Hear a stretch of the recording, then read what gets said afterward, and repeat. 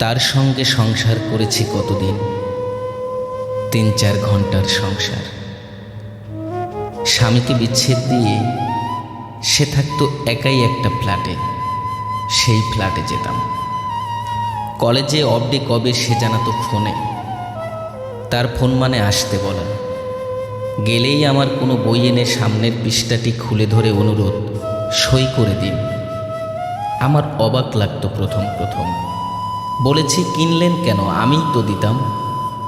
তার উত্তর, আমার ইচ্ছে আমি কিনেছি, আপনি বাধা দেয়ার কে? পরক্ষণে গলা পাল্টে, দিন না বাবা একটু সই করে। হ্যাঁ, আমরা পরস্পরকে আপনিই বলতাম, সারাক্ষণ আপনি। শুধু ওই সময়টুকু তুমি হয়ে যেতাম দুজন। যে সময় ঝড় হতো, ঝড়ের সময় তুমি।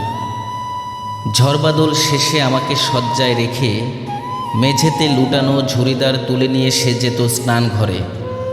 বেরিয়ে জিজ্ঞেস করতো, চা খাবেন না কফি? ততক্ষণে পোশাক বদল করেছে সে। বলতাম, কফিই করুন। আবার আপনিতে ফিরে যাওয়া। কফি শেষ হলে বলতো, ভাত চাপিয়েছি, সঙ্গে সাদা আলুর তরকারি লঙ্কা দিয়ে, ডাল আছে, খেতে বসলে মাছ ভেজে দেব। তাড়াতাড়ি স্নান সেরে আসো। কেমন যেন সংসার সংসার মনে হতো। এখন সে চলে গেছে, সম্ভবত অন্য কারো কাছে। আর কোনো যোগাযোগ নেই। তবু এখনো যেন মনে মনে শুনতে পাই, শুনি দ্রুত নিঃশ্বাসের ফাঁকে ফাঁকে চাপা স্বরে বলে যাওয়া তার, দাও দাও এবার। আমিও তো উল্কা ঢেলে দিতাম তক্ষুনি। একদিন বলেছিল, রোজই তো দুপুরে এসে সন্ধ্যাবেলা বাড়ি ফিরে যান, একটা পুরো রাত্রেও তো আমাকে দিলেন না আপনি আজও। বলেছিল, আমার কি ইচ্ছে করে জানেন? আপনার কাঁধে মাথা রেখে বৃষ্টির আওয়াজ শুনব, শুয়ে শুয়ে অন্ধকার ঘরে, বিদ্যুৎ চমকাবে জানালায়।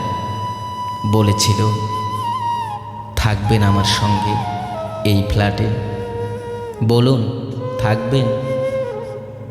মাইনের টাকা আপনি সবটাই বাড়িতে দেবেন, তাতে কোনো অসুবিধা হবে না আমার। কলেজের চাকরি আছে, দুজনের চলে যাবে ঠিক। বলেছিল। আমারই সাহস হয়নি, পিছিয়ে এসেছিলাম আমি। তারপরই তো চলে গেল। 10, 15, 20, 30 বার ফোন করে চললাম, আর ফোন ধরল না আমার। চিঠি লিখলাম কত, একটারও উত্তর এলো না। 5 বছর কেটে গেছে, আরও যাবে 5-10 বছর। সে ফিরে আসবে না আর আমার জীবনে। তবু জানি লেখার ভিতর, একমাত্র লেখার ভিতর এসে ঢুকে পড়তে থাকবে বারবার তার সঙ্গে আমার সেই 3-4 ঘন্টার সংসার। প্রত্যেক সপ্তাহে পাওয়া আমার 3-4 ঘন্টার সংসার।